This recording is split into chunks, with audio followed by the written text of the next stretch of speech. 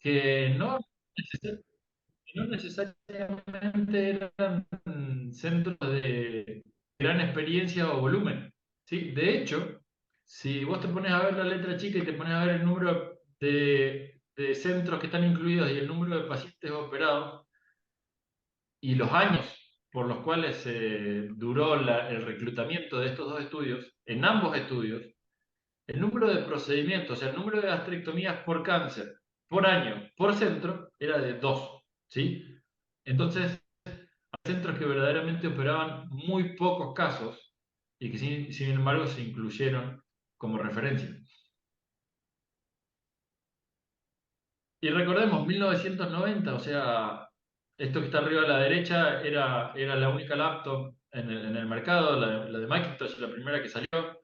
Los dispositivos de energía aparecieron en el 98, o sea, prácticamente, o sea, los trabajos se publicaron en el 99, pero ningún paciente fue operado con ningún medio sellador de energía, que sabemos que es absolutamente clave. Eh, y recién empezaban a aparecer las suturas que no reticulaba, o sea, no se articulaban ni nada de eso. Era una situación mucho más compleja y de hecho, fíjense más o menos los teléfonos que se usaban en esa época. O sea, ni siquiera podían avisar más o menos temprano cuando un paciente se complicaba. Entonces no podemos trasladar esos resultados de esa época a 2023.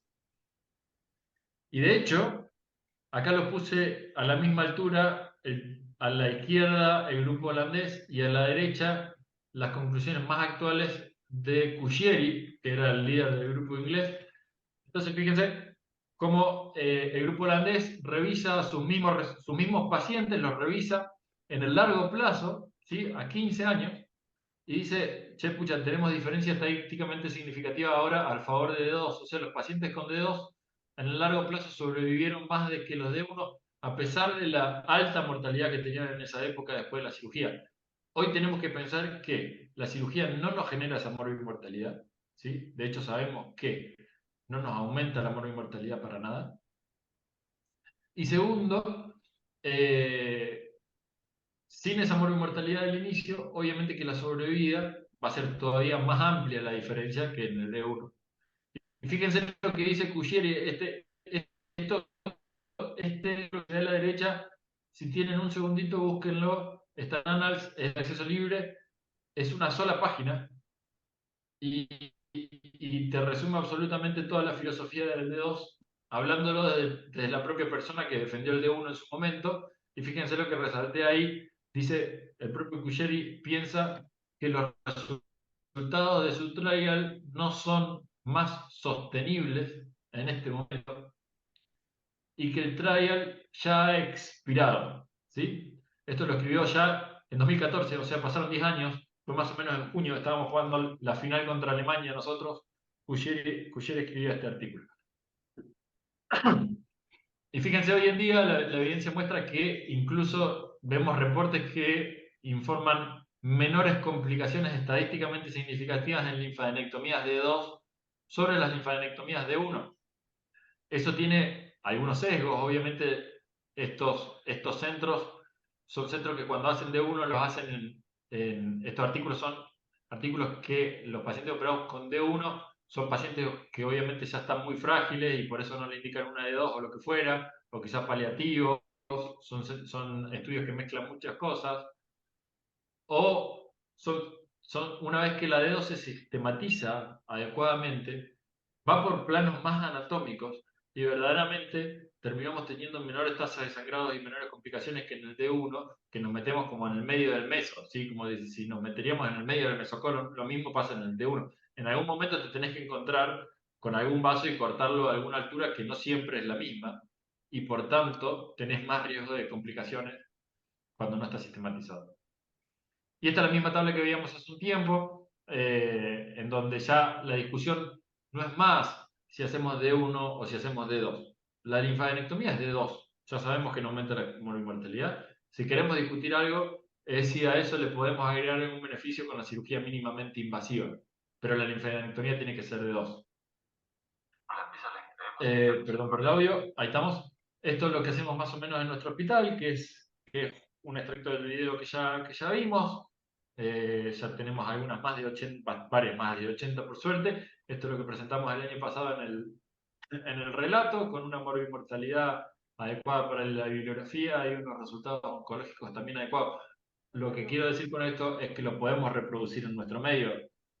Si lo hacemos nosotros acá en el interior, con las condiciones adecuadas, se puede hacer en muchos lugares. Y lo que nos permite la D2, sobre todo, es alcanzar una estadificación adecuada. ¿Por qué? Porque la metástasis del cáncer gástrico no es ordenada y si la linfadenectomía es menor, se escapan ganglios afectados. Entonces, sucede este proceso en donde tenemos estos sujetos naranjas que están acá al lado derecho, que antes estaban mal estadificados. Entonces los tomábamos como localizados. Pero esos naranjas que tenían enfermedad regional, o sea, no tenían metástasis, pero tenían enfermedad regional, no la veíamos, eran tomados como pacientes con enfermedad localizada. Entonces, los pacientes con enfermedad localizada andaban peor, porque tenían estos regionales. Ahora que podemos hacer una mejor estadificación con el D2, estos naranjas regionales pasan al grupo amarillo, lo cual le sacamos los naranjas al rojo. Entonces los rojos andan mejor porque no tienen los naranjas que están más avanzados. Pero los amarillos también andan mejor, porque ahora tenemos a los naranjas que están menos avanzados en su grupo. Para lograr esto se estableció un mínimo de 16 ganglios. Y acá presta un poco de confusión, porque esto hace que muchas veces se plantee que hacemos una gastrectomía, sacamos 16 ganglios o 17, ok, hicimos una muy buena gastrectomía. En rigor eso no es así, eso fue algo que se planteó después, fíjense, salió en el año 2000, esos 16 ganglios, se empezó a hablar de eso, y eso es algo que se planteó cuando aparecieron estos dos trials que hablamos, y cuando dijeron, la gente más estricta en los criterios oncológicos dijo, con estos dos trials no vamos a convencer a nadie de hacer, esto está escrito así literalmente en las discusiones de los trabajos, no vamos a convencer a nadie de hacer de dos, así que por lo menos planteemos un margen de seguridad mínimo, y ahí fue cuando se establecieron estos 16 ganglios, que no es igual que el de dos. El de dos es una disección anatómica más parecida a lo del mesocolon en el colon, y no corresponde con un número de ganglios, el número de ganglios es extremadamente variable. 16 puede establecerse como el mínimo, ¿sí? Con lo cual, si nuestra media ganglionar en gastrectomías, ¿sí? Nuestro número, nuestro promedio de ganglios extraídos en todas las gastrectomías que hicimos, están 16, estamos mal, porque significa que hay varios que están por abajo, ¿sí? Tenemos que estar muy por encima de eso, y eso se logra haciendo una de dos, no estimando que cada gastrectomía tenga 16, 17 ganglios, porque va a haber una que va a tener 10, y ahí nos va a sacar afuera de cualquier número. Entonces, si hacemos una buena de dos, esos pacientes en naranja se van a ver drásticamente beneficiados porque esos son los que vamos fundamentalmente a beneficiar con esta cirugía ampliada y que vamos a mandar en cambio de dejarlos ahí después de hacerle la gastrectomía que sacamos, suponete 16 ganglios, ninguno comprometido, quizá el ganglio comprometido estaba ahí en el número 18, en el 20, ¿sí? Y cuando encontramos ese ganglio comprometido, esa enfermedad pasa a ser regional y entonces a esos pacientes no los subestadificamos y le damos el tratamiento adecuado que es linfadenectomía, perdón, que linfadenectomía, que es quimioterapia adyuvante, en este caso con FLOT, en estos tiempos, pero también se puede hacer con el esquema Magix, el FLOT ha mostrado alguna ventaja, pero le podemos mejorar el tratamiento, ¿sí? No lo subestadificamos y por lo tanto no lo subtratamos. Si no, esos pacientes que tenían una enfermedad tratable se nos van a morir. Pero además, la linfadenectomía de dos ha demostrado reducir la recurrencia locorregional, que sabemos que eso es muy importante porque afecta mucho la calidad de vida de estos pacientes. O sea, cuando tenemos una recurrencia locorregional, esos pacientes tienen complicaciones que afectan mucho su calidad de vida, como obstrucciones y demás. Eh, y esto son resultados de justamente el seguimiento a 15 años del grupo holandés.